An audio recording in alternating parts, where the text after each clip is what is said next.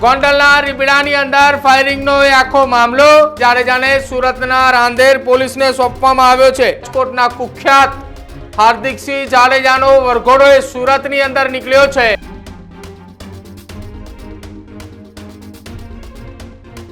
સુરત પોલીસે રાજકોટના એક કુખ્યાત આરોપી હાર્દિકસિંહ જાડેજાને જાહેરમાં ફેરવીને તેનો વરઘોડો કાઢ્યો છે। હાર્દિકસિંહ અને તેમના સાથીદારોએ સુરતના રાંદેર વિસ્તારમાં એક કાપડના વેપારી પાસેથી રૂપિયા લગભગ 29 લાખ જેટલી લૂંટ ચલાવી હતી। આ લૂંટ દરમિયાન તેણે વેપારીના ગળે ચપ્પુ મૂકીને ધમકી આપી હતી।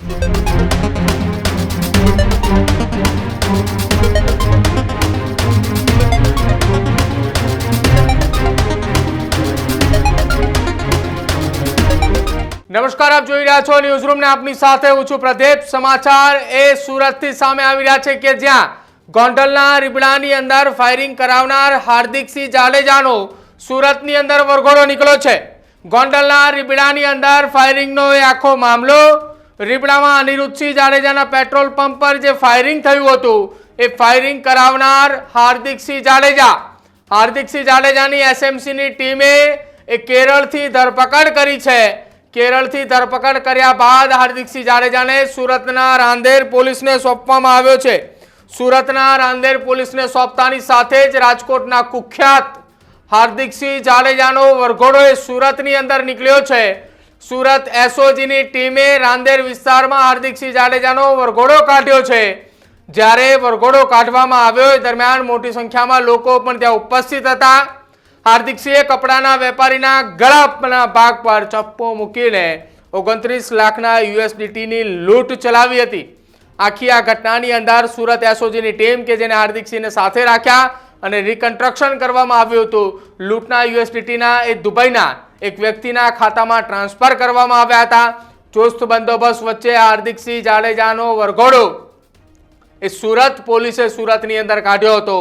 થોડા સમય પહેલા સુરતની અંદર એક કાપડના વેપારીના ગળાના ભાગે હાર્દિકસિંહ જાડેજા અને તેને અન્ય એક સાગરીતે ગળાના ભાગે ચપ્પો મૂકે અને 29 લાખ રૂપિયાના યુએસડીટીની એ આખી આ ઉચાપત કરી હતી, ચોરી કરી હતી, લૂંટ મચાવી હતી અને ત્યારબાદ હાર્દિકસિંહ જાડેજાએ આ તમામ યુએસડીટીના 29 લાખ એ દુબઈના એક શખ્સના ખાતાની અંદર ટ્રાન્સફર કર્યા હતા। જો કે આ કેસની અંદર હાર્દિકસિંહ જાડેજા ફરાર હતા અને હવે ગોંડલના રીબડા ખાતે અનિરુદ્ધસિંહ જાડેજાના પેટ્રોલ પંપ પર જ્યારે ફાયરિંગ કરવામાં આવ્યું હતું એ દરમિયાન હાર્દિકસિંહ જાડેજાએ સોશિયલ મીડિયાના માધ્યમથી એક વિડીયો વાયરલ કરી અને જવાબદારી લીધી હતી। ત્યારથી તેની ધરપકડ માટે અલગ અલગ ટીમોએ શોધખોળ હાથ ધરી રહી હતી।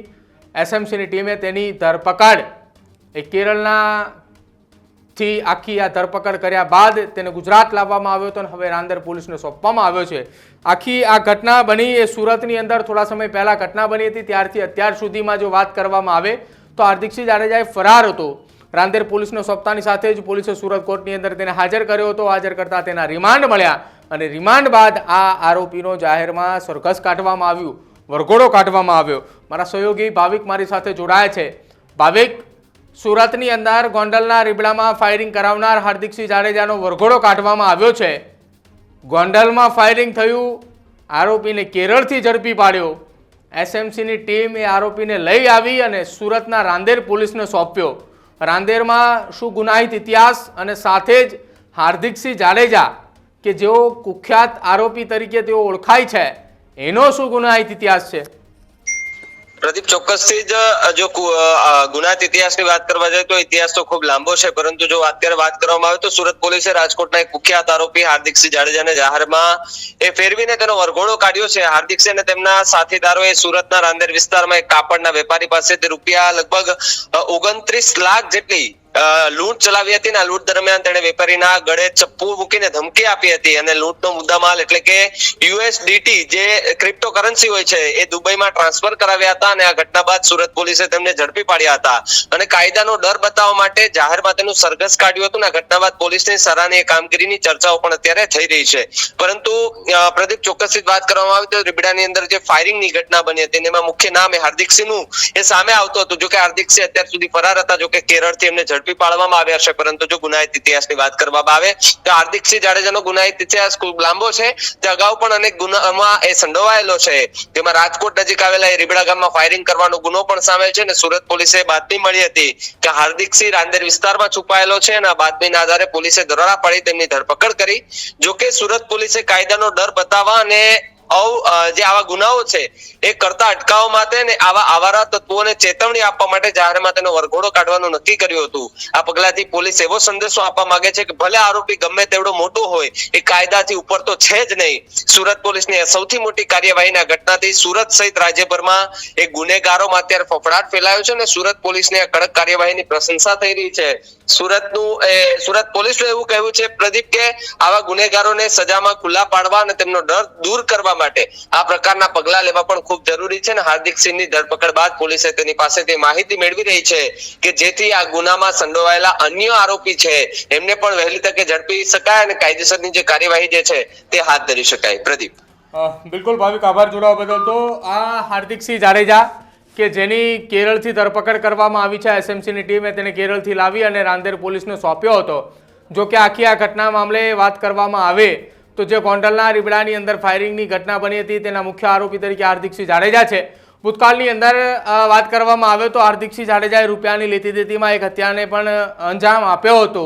એ ગુનાની અંદર પેરોલ જમ્પ કરી હાર્દિકસિંહ જાડેજા ફરાર છે.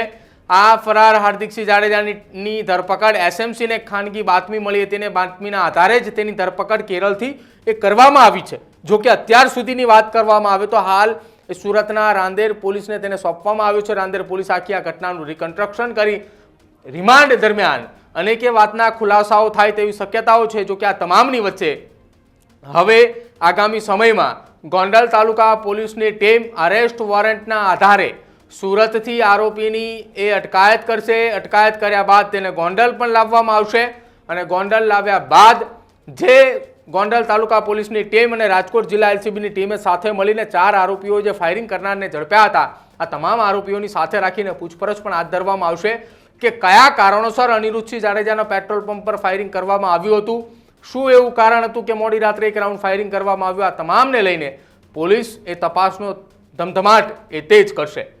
તમારું શું માનવું છે હાર્દિકસિંહ જાડેજા કે જેનો સુરતની અંદર જાહેરમાં વરઘોડો કાઢવામાં આવ્યો અને વરઘોડો કાઢતાની સાથે જ સુરતની અંદર ચર્ચા એ થઈ રહી છે સુરત પોલીસની કે જો કામગીરી હોય તો સુરત પોલીસ જેવી. આપનો અભિપ્રાય કમેન્ટ સેક્શનમાં જણાવજો. જોતા રહેજો ન્યૂઝરૂમ. નમસ્કાર.